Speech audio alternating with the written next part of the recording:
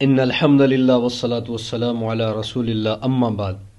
کعب بن عجرہ رضی اللہ تعالیٰ عنہ فرماتے ہیں کہ حضور علیہ الصلوۃ والسلام ایک دفعہ ہمارے پاس تشریف لائے اور آقا کریم نے ممبر کی سیڑھی پر قدم رکھا تو فرمایا آمین، پھر دوسری سیڑھی پر قدم رکھا تو پھر فرمایا آمین، اور جب ممبر کی تیسری سیڑھی پر قدم رکھا تو پھر فرمایا آمین۔ جب آقا کریم علیہ الصلوۃ والسلام خطبے سے فارغ ہوئے تو ہم نے عرض کی یا رسول اللہ لقد سمعنا منک اليوم شیئا ما كنا نسمعه، کہ اللہ کے پیارے رسول آج ہم نے وہ چیز آپ سے سنی جو آج سے پہلے ہم نے کبھی نہ دیکھی نہ سنی تھی۔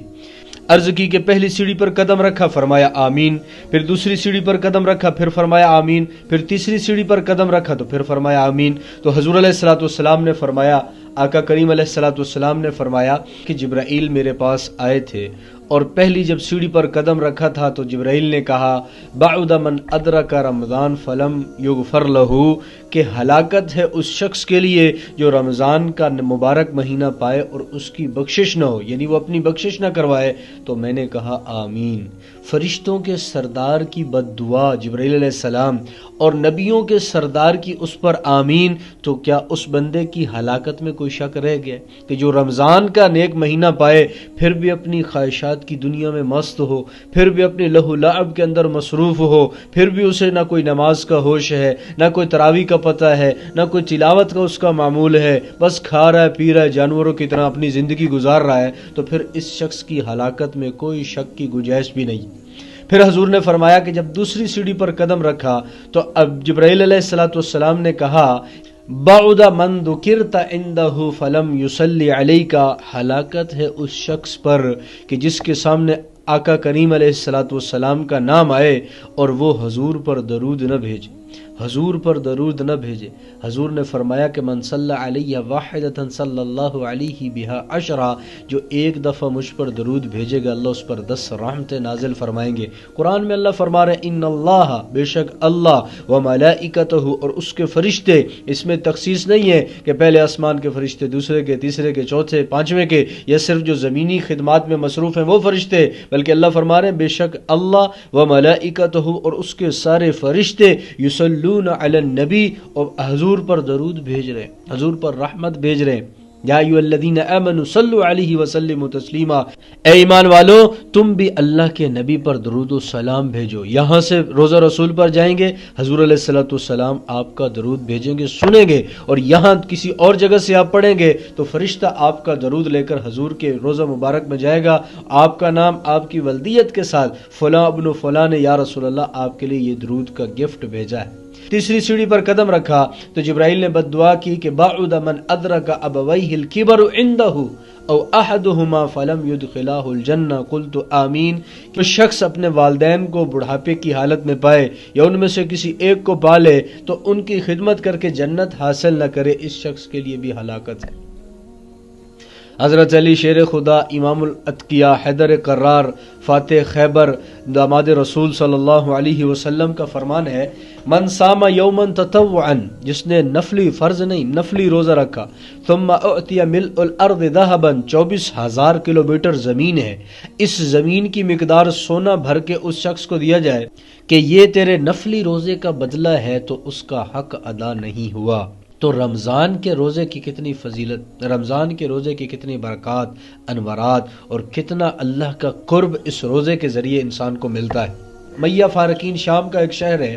اس کا ایک قلعہ تھا پہاڑ کے اوپر۔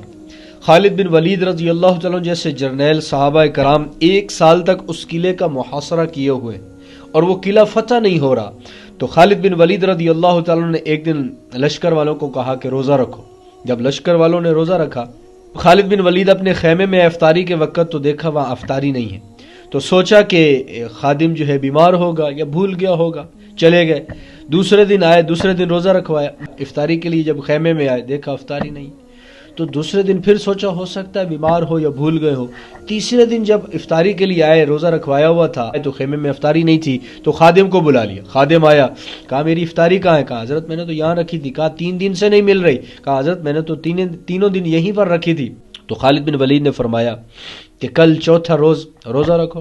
شام کو پہرا دیں گے افطاری کہاں جاتی ہے۔ سارے لشکر نے روزہ رکھا، شام کو افطاری وہ خادم رکھ کر اب خالد بن ولید رضی اللہ تعالیٰ عنہ اور وہ خادم پہرا دے رہے ہیں، دیکھتے ہیں افطاری کہاں جاتی۔ تھوڑی دیر کے بعد ایک کتا آتا ہے، دبلا پتلا سا، خیمے کی پچھلی سائیڈ سے وہ نیچے سے داخل ہوتا ہے اور افطاری کو لے کر بھاگنا شروع کر۔ جو افطاری کا سامان تھا، اس وقت کون سے دسترخوان سجے ہوتے تھے، جو روکھی سوکھی پڑی تھی اس کو اس کتے نے اٹھا کر بھاگنا شروع کر دیا خیمے سے نکل کر۔ تو خالد بن ولید بھی اس کتے کے پیچھے بھاگ پڑے۔ اب آگے تھی ندی کے اندر تھا تھوڑا سا پانی، تو کتا اس ندی میں داخل ہوا، خالد بن ولید بھی اس ندی میں داخل ہو گئے۔ کتا ندی سے پار ہوا اور آگے پہاڑ تھا، اس کے اندر ایک چھوٹا سا سوراخ تھا، کتا اس میں داخل ہو گیا۔ تو خالد بن ولید رضی اللہ تعالیٰ عنہ بھی دبلے پتلے تھے، تو وہ بھی اس سوراخ میں داخل ہو گئے۔ تھوڑا آگے ہوئے تو تھوڑی دیر کے بعد آگے کیا منظر دیکھتے ہیں، کتا تو پار ہو گیا۔ جب کتا پار ہوا وہ بھی آگے ہوئے تو وہاں روشنی ان کو نظر آئی۔ جب روشنی دیکھی تو اندر جھانک کر کیا دیکھتے ہیں کہ اندر قلعہ ان کو نظر آ رہا ہے، اندر سارا قلعے کی جو چہل پہل ہے، لوگوں کی پہل ہے، ساری خالد بن ولید رضی اللہ تعالیٰ عنہ اپنی آنکھوں سے دیکھ۔ خالد بن ولید رضی اللہ تعالیٰ عنہ واپس آئے اور آ کر لشکر والوں سے کہا کہ 100 بندہ دبلا پتلا چاہیے، آج رات قلعے کو فتح کرنا ہے، 100 بندہ چاہیے۔ تو اس میں سے 82 بندے جو ہے وہ داخل ہو گئے اس سوراخ سے، اور جو ہے 18 بندے جو تھے تھوڑے بھاری تھے وہ اس سے داخل نہ ہو سکے۔ تو ایک روزے کی برکت سے اللہ نے قلعہ فتح کروا دیا۔ تو آج رمضان المبارک کا روزہ، رمضان المبارک کا نیک مہینہ اللہ نے آپ کو عطا کیا ہے، آپ صحت مند ہیں، تندرست ہیں، ہٹے کٹے ہیں، آپ اپنے وقت کو ضائع نہ کریں، آپ رمضان کے روزے رکھیں، آپ اللہ سے اپنی بخشش کروائیں، کیونکہ موت کے بعد کی ایک زندگی ہے اور اس زندگی کے اندر حساب کتاب ہونا ہے۔ وہاں پر اللہ نے پوچھنا ہے دنیا کی زندگی میں میرے لیے کیا کر کے لے کر آئے ہو، دنیا کے اندر کیا کچھ کیا ہے، وہاں سارا کچھ اپنے سامنے پائیں گے۔ تو اس رمضان المبارک کے اندر آپ سارے روزے رکھیں، تراویح کا اہتمام کریں، 5 ٹائم کی نماز مسجد کے اندر جماعت کے ساتھ ادا کریں، قرآن کی تلاوت کا معمول بنائیں، اٹھتے بیٹھتے چلتے پھرتے جو ہے وہ دعائیں اللہ سے کرتے رہیں، یا اللہ مجھے جنت عطا فرما، اے اللہ مجھے جہنم سے پناہ عطا فرما۔ جب آپ یہ عمل کریں گے تو جب آخری روزہ ہوگا تو آپ کے لیے اللہ کی طرف سے اعلان ہوگا غفرت لعبدی، میں نے اس بندے کو معاف کر دیا۔